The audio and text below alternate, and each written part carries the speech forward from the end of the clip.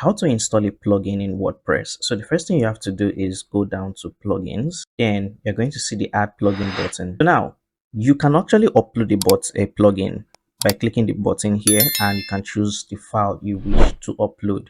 It has to be a raw file, but if you don't have a file to upload, all you just have to do is come down here and select the plugin that you want. So take for example, now there are tons of plugin, from popular plugin to recommended plugin to favorite.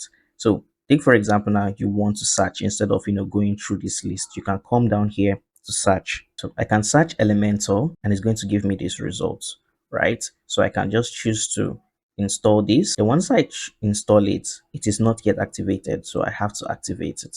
Then once you activate it, most plugin will take you to their plugin dashboard, but the ones that don't take you there, you can have to manually refresh your browser to take you there.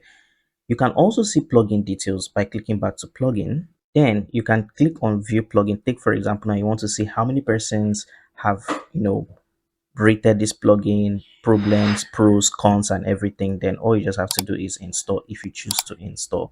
Don't forget to like, share, and subscribe.